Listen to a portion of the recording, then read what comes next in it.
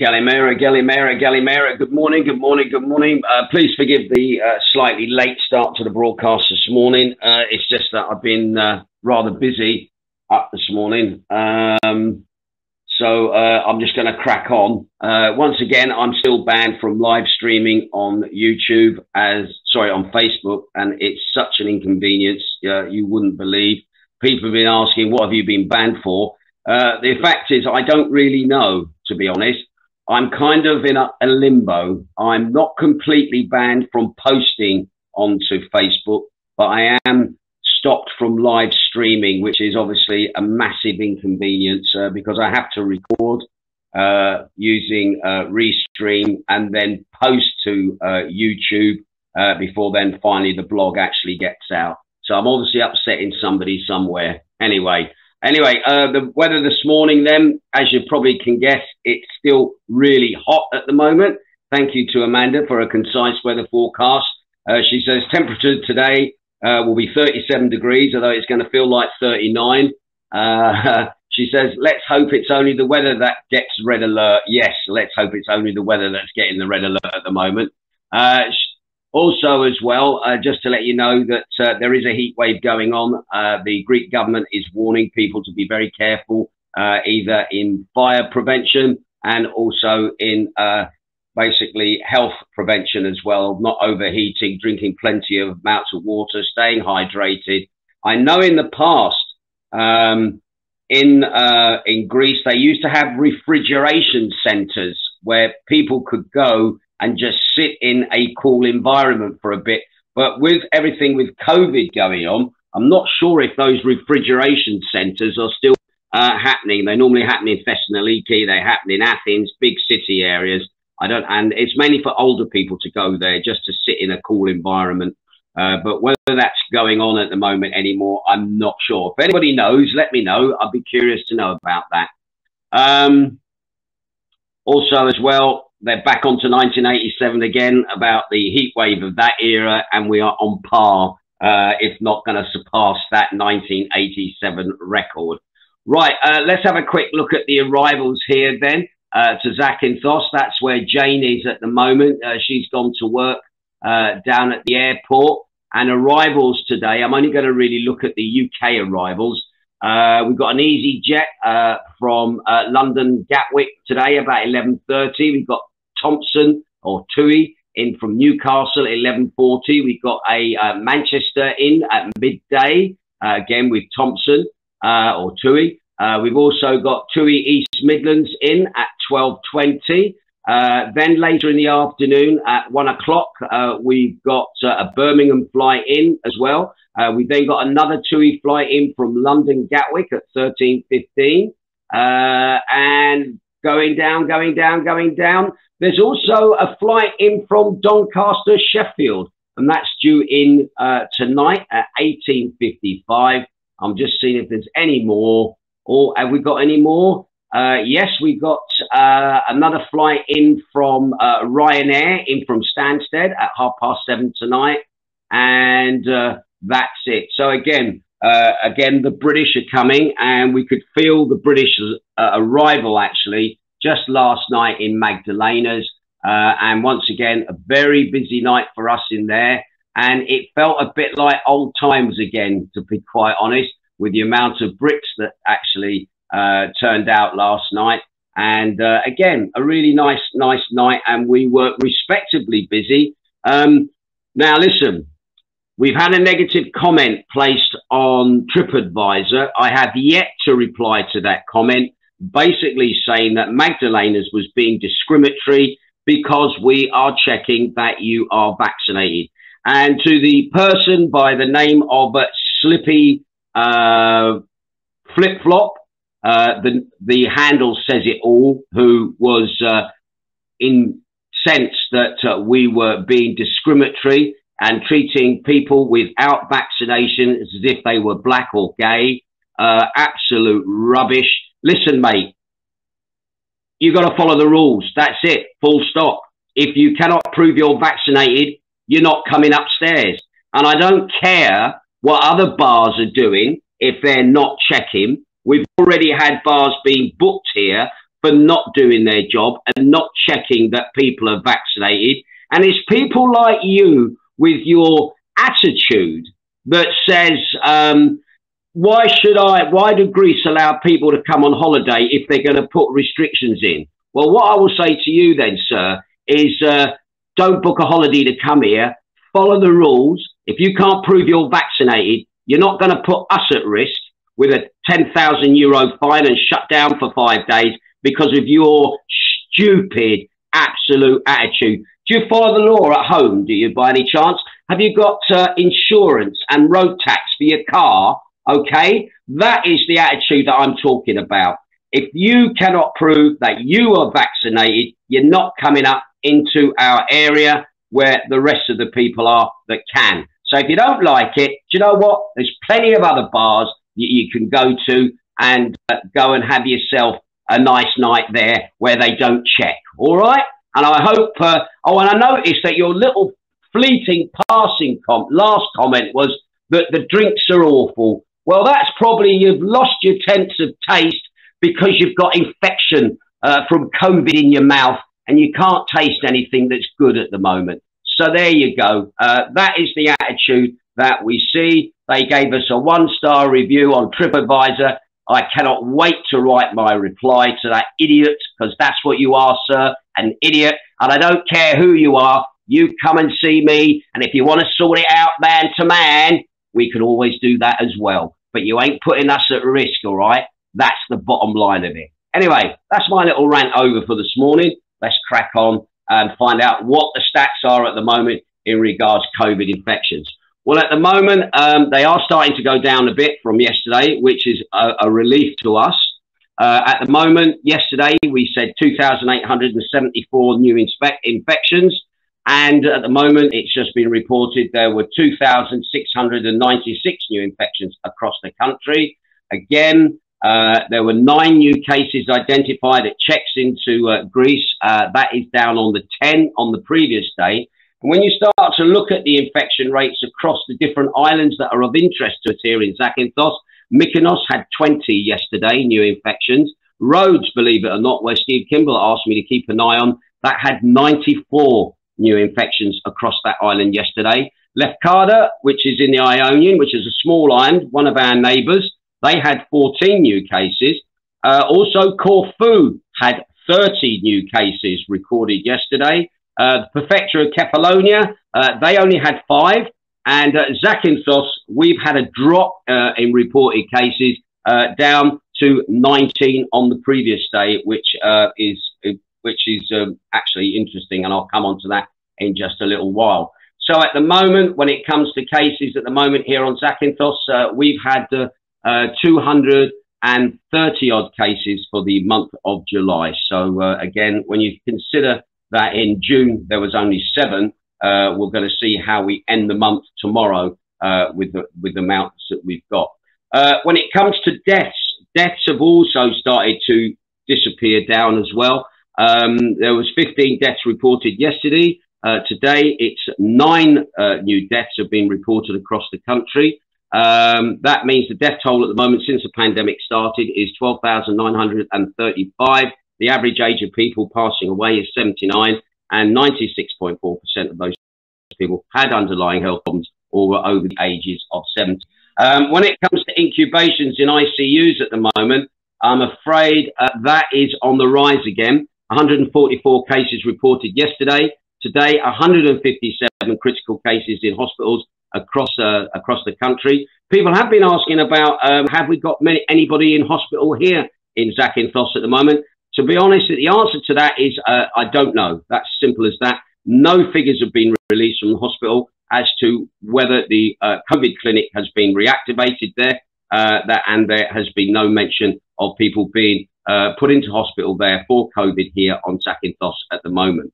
So that means at the moment there's 97 males in ICUs across the country and 60 females. Average age of those people in ICUs, 67 years of age, who have had underlying health issues or are over the age of 70.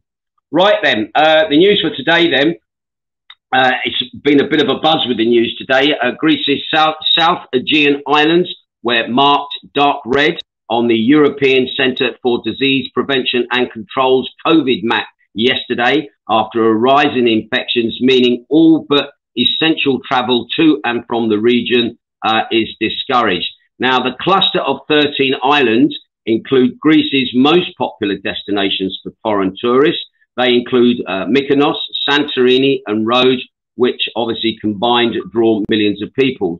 Luckily, Zakynthos has not been put on that list at the moment, all right?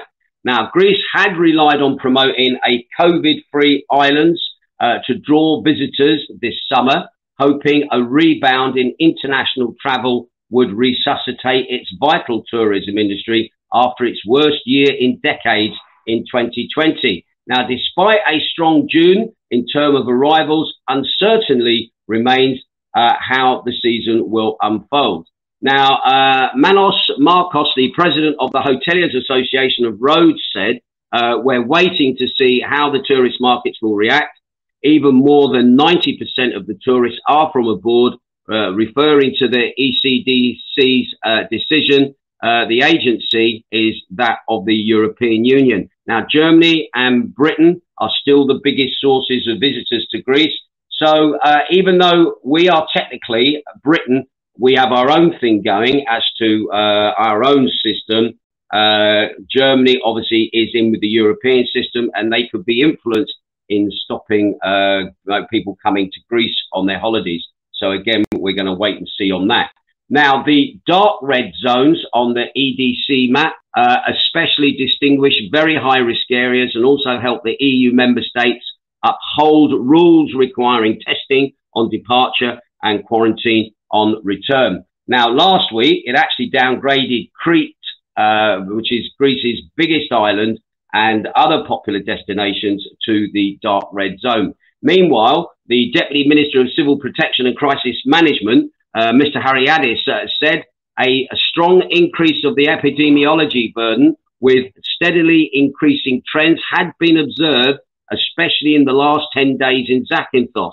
Now, he mentioned their epidemiology picture is a cause for concern. And for this reason, Mr. Hariadis appealed to the faithful observance of the measures on the island, as well as any further burden of dispersion will eventually lead for a need for local measures to limit the transmission. So basically what he says, at the moment, we are under the microscope and I'm not seeing us going into any curfews or seeing any restrictions in the same way that Mykonos has had. But at the moment, what they are doing is observing us at the moment. And basically, we're staying where we are in the regards the map as within Zakynthos at the moment, which puts us in basically orange. Now, one step, they said, before the adoption of any measures to limit transmission, such as those imposed 15 days ago in Macardo or Eos and Mykonos, which were placed by the Committee of Epidemiologists of Greece, they said is we are now in what they call surveillance state or increased surveillance. Now, Mr. Hariadis asked local authorities and visitors and the control mechanisms to observe with great care the personal protection measures and the rules of operation, especially in areas of high colour, which we are technically in. He also announced that controls in these areas will continue at very intensive paces and with strengthening control measures. So basically, I think what we're going to see now, we're going to see a bigger police presence out. There's going to be more checking going on in bars, restaurants, etc. That rules are being observed. People are doing as they've been asked to do. Once again, I will tell you now, if you want to come into the upstairs area at Magdalena's, you just have to prove that you've been vaccinated, either on your phone app or with a piece of paper that's been issued to you by whoever the body is that's double jabbed you. That's all we're asking. We're just asking you to furnish us proof because, trust me, they will book us. They'll book you as well. And we don't want the fines and we don't want the hassle of that. So, again, all we're doing is following the rules because, again, we just don't want to pay the fines. Not to say we agree with it. Let's get this clear. We are following the law, and that's the bottom line of it. Some good news then. From the start of July up until now, it's been reckoned that 135,000 arrivals of foreign tourists has taken place here at the Zakynthos Airport. Now, last month in June, on international flights, Zakynthos had only 43,000 visitors to the island, while the month before that, in May, we'd had, only 5,500 people came in May. Now, as obviously the most important markets this year for Zakynthos has been Poland, as Great Britain has actually gone very, very low in its number of arrivals. So it seems the Poles at the moment are the biggest demographic here on Zakynthos. Now, the Ministry of Tourism also points out a need for vaccinations and to continue to have tourist flows in our island vacations to continue at a satisfactory rate. But this is not enough because the cases are multiplying. The Undersecretary of Tourism, Severe Sakari, speaking on television yesterday, said that bookings and arrivals per week are moving upwards. We are moving 60% of the 2019 so far. And as far as they're concerned, the messages are optimistic. As long as there is no reversal in the issue of the Delta mutation, things probably might just work out. Anyway, the Undersecretary stressed the need for strict observance of protection measures, both individually and by the police and businessmen, as the virus has not passed. At the same time, he did not clarify whether there will be a financial support for businesses in the islands, which are actually in the red at the moment. And if a lockdown is proposed, will there be some kind of financial aid for these businesses are going to be affected by? Anyway, he said, let's see what happens if the situation reaches no further. We will not hesitate to take action. The most important message, he said, that Greece wants to send its message of security.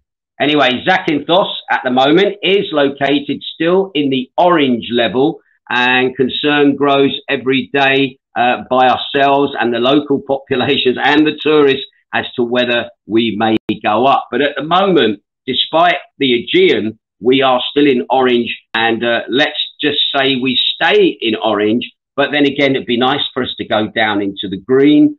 But at the moment, we just have to wait and see. But our other worry is that our epidemiology will send flags to the United Kingdom, where who's to say there's all this talk about this Amber Plus, and maybe Greece might be going into a higher level as far as the British public is concerned. So again, we're not out of the woods yet, but at the moment we are, what I would say, treading water at the time, waiting to see how our epidemiology starts to play out.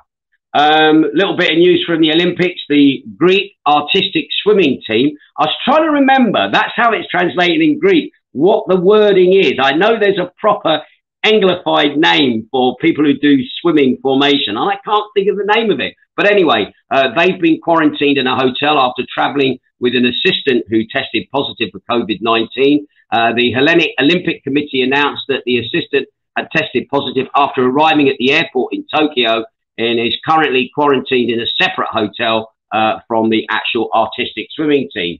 Evangelos Politon was the first member of the team to test positive. Politon received her result before ever arriving in Tokyo, and has since had to drop out of the games. Ola Palatino's team members tested negative for the virus. While Palatina has a mild case of the virus, there is little concern about her physical health, and the athlete has lost her shot at a spot in the Olympics for which she has trained for so long alongside her team members. Despite the strict anti-virus measures in place at the Olympic Village in Tokyo, over 150 people have now tested positive for the coronavirus there since the Games began. A total of 155, including athletes, trainers, staff, media and volunteers, have been infected with the virus at the international event. So there you go. And finally, a nice little story that made me smile. Fake news is gaining a foothold in Greece. Yes, as it ranks poorly among countries in Europe regarding the evaluation of news. What's more, concern is also exacerbated by the mediocre performance of Greek children in indicators that measures their critical ability.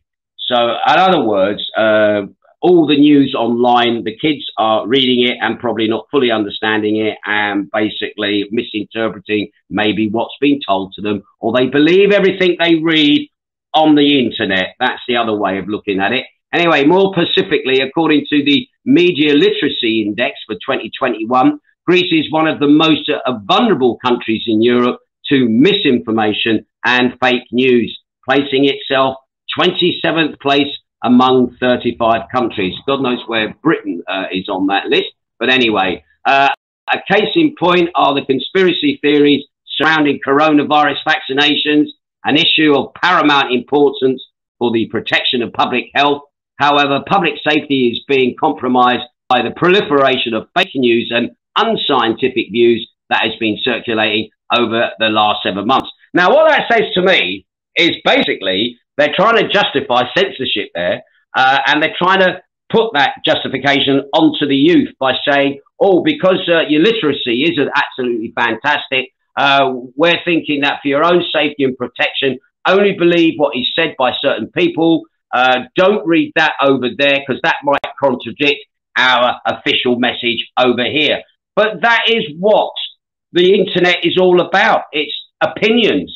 It's two sides deciding who is right and who is wrong. And you as the individual, you pick through the crap and you then decide for yourself to make your own decisions. So I got a feeling this is a very, very cynical way, again, of trying to enforce a censorship, but in a kind of, this is for your own security, and this is for, we know best. We know what we're doing, and we know, don't listen to that man over there. He doesn't know what he's talking about, but we do. And that should be your choice as to whether you listen to somebody else's theory on something, to the official narrative. And it's really weird, but at the moment, there is not enough, shall we say, talk on this subject, on this issue. It's like it's being shut down. And you would think, to be honest, the youth today aren't stupid. They really are. They are much more on the ball with a lot of things in certain areas, especially with technology in the way of doing stuff. But then again, yes, all right, they might lack a bit of common sense for it and stuff like that. But on the whole, I think a lot of the youth today is a lot smarter than a lot of the people that are running things, shall we say. And the youth of today are going to be those people that are running things in the future. We've already seen the way there's been a climb down on progressive politics in America, being told, no, you can't have this, no, you can't have single-payer healthcare, no, you can't have $15 an hour minimum wage because we can't afford it. But then again, at the same token, you're still going out bombing the hell out of Syria. You're still spending lots of money on weapons, et cetera, when that money could obviously go into, shall we say, where it's needed in other areas, but the establishment doesn't want it. So again, this kind of shutdown of thought, of discussion, again, and using the cover of low grades through education, to me, just smacks again of a form of censorship that's coming in. And also they said as well, to the end of tackling misinformation and fake news, a recent report by an independent panel of experts of the European Commission suggests that multi-dimensional policies must be promulgated at an early age. Yeah, please, censorship. Even the EU, for all its democratic and all its openness that it likes to harp on about, it is controlling people's lives. It wants to control the message that goes out, and it also has its own agenda for the suppression of, shall we say, truth, or things that were last year's conspiracy theories that over time have now been revealed. Yeah, there was an element of truth of what was being said about a year ago. Yeah, things change, all right? So again, I think this trying to shut it down and using education as the excuse is not good. Right, that's it from me for today. Just quickly, tonight, Magdalena's recording the Dance Anthem show, the second one to be recorded live in front of an audience. Really quite looking forward to that tonight. Also, don't forget, my Dance Anthem show is going out on beatsradio.co.uk. That is the first Dance Anthem show that got recorded last week. That is going to be online. So if you want to tune into that tonight, that is at 7 o'clock UK time, which is 9 o'clock Greek time. And it goes on until 9 o'clock UK, 11 o'clock Greek time. And again, beatsradio.co.uk. And I think this show this week is getting repeated again on Friday as well. Sorry, on Saturday as well. Right, that's it from me. Thank you to all those people who are still supporting me while I'm in my imposed limbo, okay, having to restream basically to get the message out. I will keep my ear to the ground. If I hear of anything, trust me, you'll be the first people to know. And okay, I'm not sure what's going on there. I've just been trying to answer a call, but I'm going to go and I'll speak to you again soon. Ta-ra.